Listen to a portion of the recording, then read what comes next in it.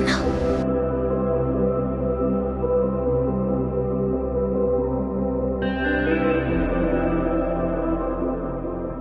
Hola, mi nombre es Laura Martínez y esta es la historia sobre cómo Jesús cambió mi vida.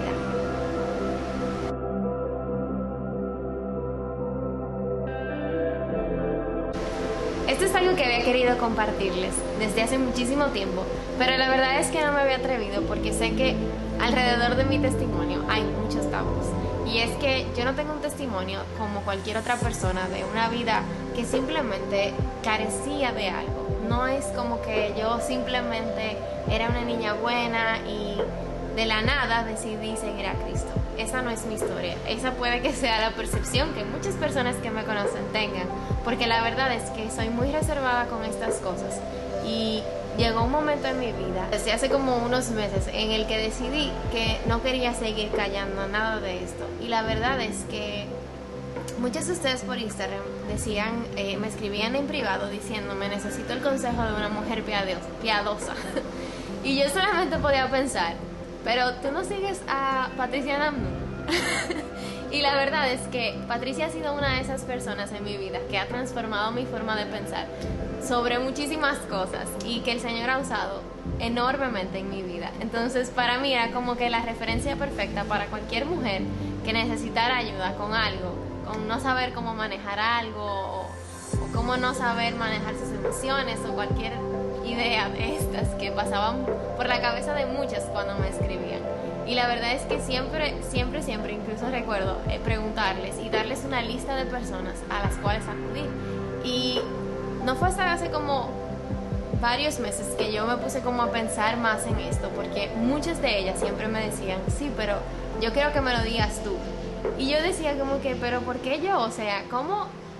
¿A quién se le ocurrió que yo era la persona para instruir a nadie? Y lo sorprendente es que me podía escribir una persona de 16 años, como también me escribía una de 45, una de 55. Y yo solamente pensaba como que, de verdad, ¿por qué? Y bueno, el Señor lo quiso así. El Señor puso en sus corazones escribirme. Y la verdad es que después de hablar con todas esas mujeres, no puedo más que sentirme completamente, no sé si hay una palabra en español sobre cómo se dice, pero humbled. Sinceramente, yo creo que yo soy de las personas que siempre piensa que es menos capaz de hacer las cosas que todo el mundo. Esta pequeña sensación de que todas las tareas me quedan grandes, de que cualquier otra persona puede estar haciendo cualquier cosa mejor que yo. Hay muchas de estas mentiras que se inmiscuyeron en mi mente durante mi crianza, y de eso es de lo que les quiero hablar. Yo no soy una persona que tiene un testimonio de vida en la que simplemente era una niña buena y cambié a ser una niña buena que va a la iglesia. Esa no es mi realidad. Y por eso tenía tantas ganas de compartir esto con ustedes, porque no quisiera por un segundo que el Señor no se lleve la gloria con todo lo bueno que puedan ver en mí. Yo era una persona muy diferente a la que soy ahora, y la verdad es que no hay cómo atribuírmelo a mí. Todo este crecimiento que otros han podido ver en mí me han animado a apreciar sobre cómo el Señor ha ido trabajando y cambiando mi vida y mi forma de ser para honrarle mejor y para representarle mejor. Y por eso quería comentarles todo eso. Desde muy temprana edad fueron alimentadas en mi mente varias mentiras que, sin querer, mis padres y mis familiares y mis amigos y casi todo el que me rodeaba alimentaba. Y la mentira más grande que todos ellos alimentaban en mi mente era que yo no era suficiente, que necesitaba ser la niña más linda y la más buena para que las personas me quisieran, y que sin eso yo no iba a poder ser feliz. Para eso de los 13 años empecé a presentar síntomas de depresión clínica, de una depresión que no necesariamente tenía un sentido. No era que se había muerto un familiar y que por eso yo tenía depresión, no era que ya había perdido a un perrito, a una amiga. No era nada de eso, era simplemente que la vida no tenía sentido a mis ojos. Y sinceramente era una cosa que, como para un niño de 13 años, estar pensando era una cosa bastante preocupante. Pero nadie entendía la gravedad del problema. No fue como hasta cuando tuve unos 15, 16 años que les confesé a mis padres que estaba teniendo pensamientos suicidas. Y para ese entonces ya había tratado de suicidarme 2 veces. ya había escrito cartas, ya había planificado cómo hacerlo y ya todo era muy real. No era simplemente tener pensamientos suicidas, sino pensarlo, meditarlo y hasta llegar a planificar cuándo estaría haciéndolo. Y esto es básicamente mi testimonio. Para eso de los 17 me diagnosticaron con anorexia típica nerviosa, con depresión clínica moderada, borderline grave y aparte de eso también tenía un trastorno de ansiedad generalizada. La verdad es que hablar de esto en nuestra sociedad pueden ser cosas muy delicadas porque existen muchas personas que piensan que todo esto es espiritual, que todo esto está en tu cabeza porque tú estás pensando mal o porque simplemente tienes un pecado que no has entregado al Señor. Y yo diría, sinceramente, que puede que pase, pero no era mi caso. Mi caso era muy diferente. Desde que tenía unos 10, 9 años ya estaba presentando estos síntomas muy graves en los que, por razones que no podía explicar, no podía parar de llorar. Recuerdo verme al espejo y odiar lo que veía.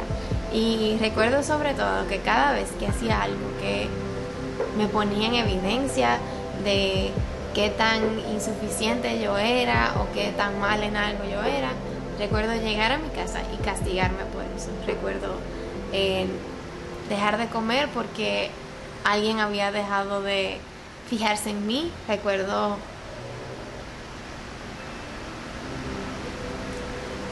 cortar mi cuerpo para poder calmar un poco el dolor que otros habían causado. Y recuerdo sobre todo pensar una y otra vez en que la vida no valía la pena, en que morir era simplemente mucho más fácil y era como un atajo para llegar a los brazos de Dios. Y qué triste que incluso cuando yo tenía una noción de quién era Dios, esa era mi forma de acercarme a Él. Era una sensación de desesperación tan grande en la que simplemente no podía ver cómo yo podía soportar un día más en esto. Ya había ido a la iglesia por muchísimo tiempo, había ido desde que estaba en la escuela dominical, porque recuerdo que mis padres eran amigos del pastor.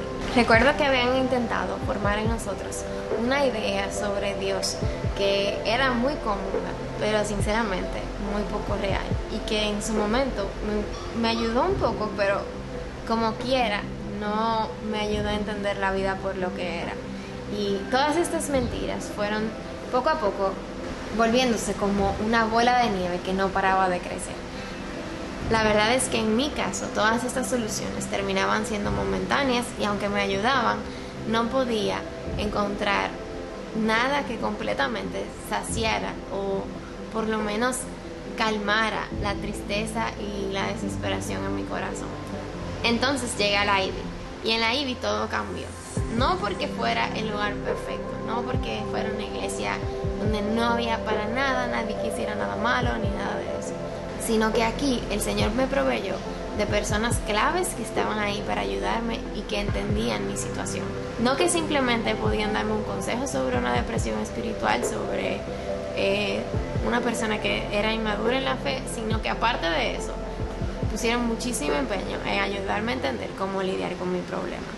Y la verdad es que ha sido súper diferente desde ese entonces. El Señor trajo a mi vida personas claves que pudieron ayudarme a ver cómo la vida sí tiene sentido, cómo todo esto de que mi identidad estaba en mi belleza era mentira, cómo todo eso de ser exitoso, tener logros, aunque era bueno, no era de lo que se trataba la vida. Y sobre todo, que de mi vida no se trataba de mí. Aunque en esta vida el Señor no nos prometió nada de lo bueno, sino que también íbamos a vivir sufrimiento, también nos prometió que estaría ahí para sostenernos, que su Espíritu estaría con nosotros literalmente, que el mismo poder que el Señor tenía adentro de sí lo teníamos nosotros con el Espíritu Santo, que Él iba a transformarnos y que Él no nos iba a abandonar. Antes de conocer al Señor, mi vida giraba en torno a mí y a todas las mentiras que estaban en mi cabeza, a mis vivencias, a mis heridas y más que nada a esta forma de pensar de que yo necesitaba la aprobación de los demás para ser amada. Ser amada era como que la clave de lo que estaba mal en mi forma de pensar. Y desde hace poco creo que entendí por qué realmente tenía una idea tan distorsionada de qué era el amor, qué necesitábamos hacer para que las demás personas nos quisieran y qué tan importante realmente era eso o qué no tan importante. Desde que tengo uso de razón, esta ha sido una de las cosas con las que más he luchado. He luchado con tener el control, he luchado con la anorexia, he luchado con todo, pero nada ha sido peor que buscar la aceptación de los demás. Y la verdad es que todos esos pequeños problemas que siempre tuve, que al final se amontonaron a terminar en una anorexia nerviosa, empezaron por ahí. Cuando tenía unos tal vez 9 años, alguien abusó de mí. Y gracias a Dios no fue una violación, pero sí hubo un comportamiento muy inapropiado. Recuerdo que como a eso de los 13 también, unas amigas me forzaron a ver pornografía. Y poco a poco mi mente fue no solamente expuesta a cosas que no estaba preparada para lidiar, sino que aparte de eso, habían creado una distorsión sobre lo que era el amor en mi mente. Y creo que esto fue algo que hizo que todas las mentiras que habían en mi corazón solamente se hicieran más grandes. Este pequeño pero significativo evento en mi vida me marcó por completo y cambió mi forma de pensar, cambió mi forma de valorarme y siempre me hizo sentir como menos, siempre me hizo sentir manchada, siempre me hizo sentir sin valor. Y realmente, sin que nadie lo supiera, fue destruyéndome poquito a poquito. Pero si de algo te sirve que esté compartiendo esto, que te sirva para que sepas que hay esperanza, que aun cuando por este evento en específico haya tenido que lidiar con la depresión clínica, que haya tenido que pasar por la anorexia, que haya tenido que vivir toda mi vida con ansiedad, en Cristo tenemos esperanza. En 2 Corintios 5 nos dice que Cristo murió por nosotros y nos dice que por todos murió para que los que viven ya no vivan para sí, sino para aquel que murió y resucitó por ellos. De manera que nosotros de aquí en adelante a nadie conocemos según la carne. Y aun si a Cristo conocimos según la carne, ya no lo conocemos así. De modo de que si alguno está en Cristo, nueva criatura es. Las cosas viejas pasaron, he aquí todas son hechas nuevas. Sí, yo pequé de muchas maneras. Una y otra vez fui más promiscua de lo que hoy quisiera admitir. Pero la verdad es que en Cristo nada de esto cuenta. El Señor pagó por cada uno de nuestros pecados.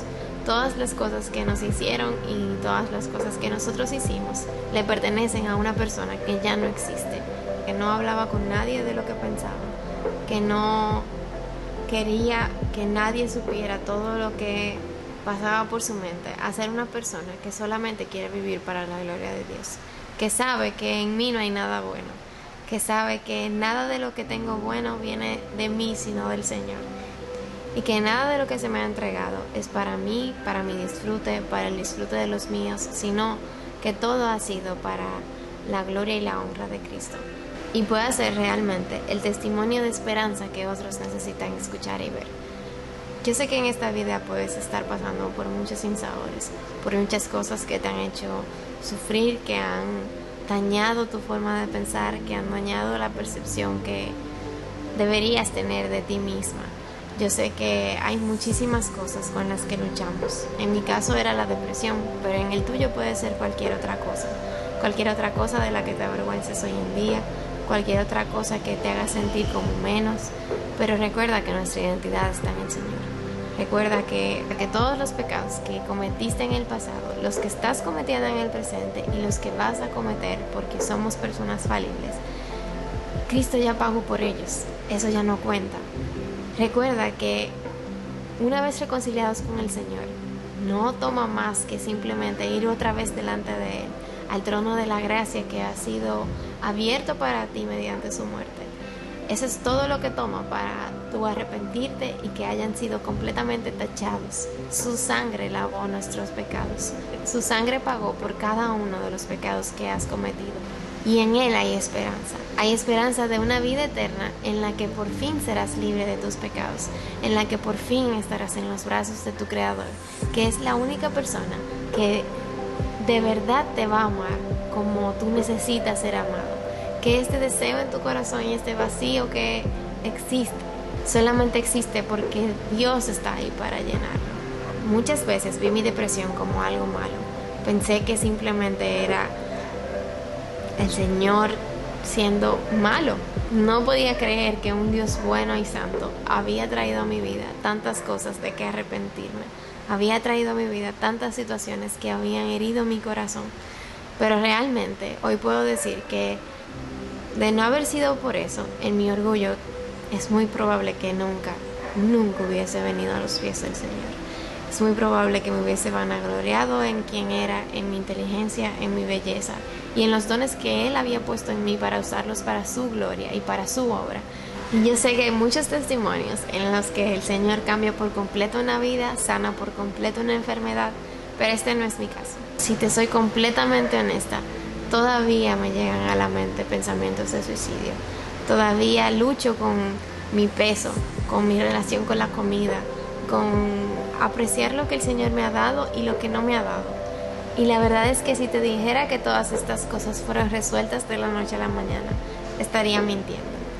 Pero mientras más tiempo paso en la palabra, más me doy cuenta de cómo ella puede calmar y contrarrestar todas estas cosas que pasan por mi cabeza. Como siempre hay una palabra de aliento, como siempre hay algo que el Señor quiere trabajar o enseñarme o simplemente mostrarme, y como todo esto le da sentido a la vida. Tu vida no se trata de ti, mi vida no se trata de mí, todo se trata de darle la gloria a Dios. Todo se trata de que en esta vida podamos entender que sin Cristo no tenemos nada, que sin Dios no hay nada que aferrarnos y que sin Dios verdaderamente la vida no vale la pena.